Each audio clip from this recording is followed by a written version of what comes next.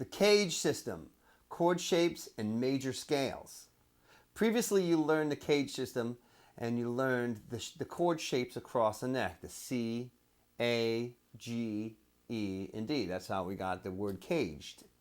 Now, we're going to learn how to connect those shapes with scale patterns.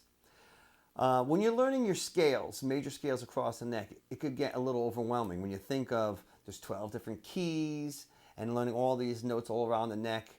But if you start to connect them, different patterns, with these cage system chord shapes, it becomes a lot easier. The task becomes a lot easier to think about.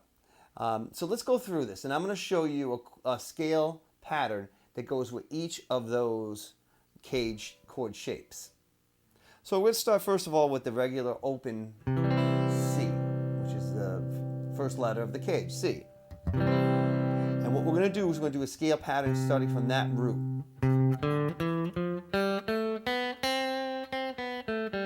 And this has some open strings in it. I'm also going to show you this shape an octave higher at the end of this whole sequence.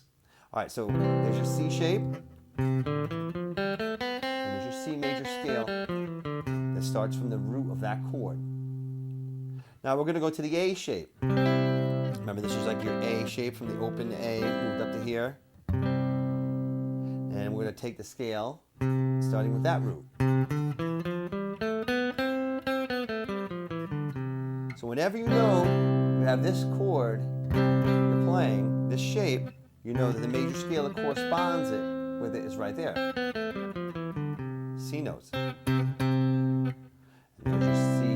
This is the A shape. All right, next is the G shape. And that is this shape here. And we're going to learn a major scale starting with that root.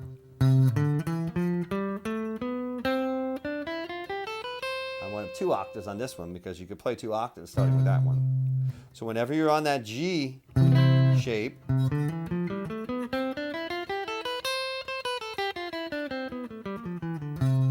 play that scale, the scale pattern that corresponds with it.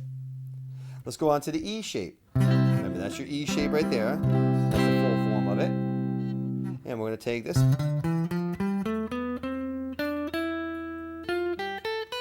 2 octaves again on this one. There's your chord shape. There's your chord scale pattern.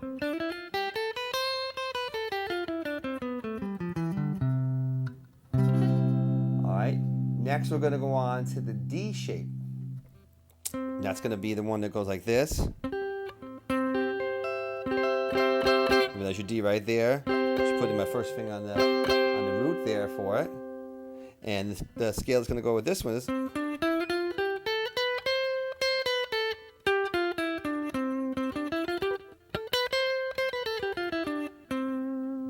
That's your scale pattern that corresponds with that shape.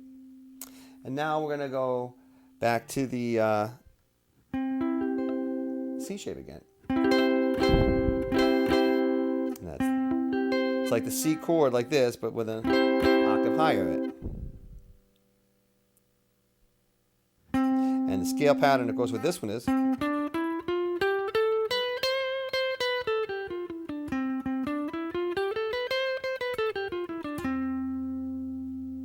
So we have all 5 shapes that go along with that as you go up the neck. So memorize these scale patterns that correspond with each of the cage system chord shapes. It's going to really help you to memorize the scales around the neck. It's just a way of connecting the chord shapes into scales. And as you're playing a lead or a rhythm and putting melodies together, it will help you to combine your thoughts all together, and it'll help you to really understand the neck a lot easier and a lot more thorough. So get to work on the cage system chord shapes with major scales.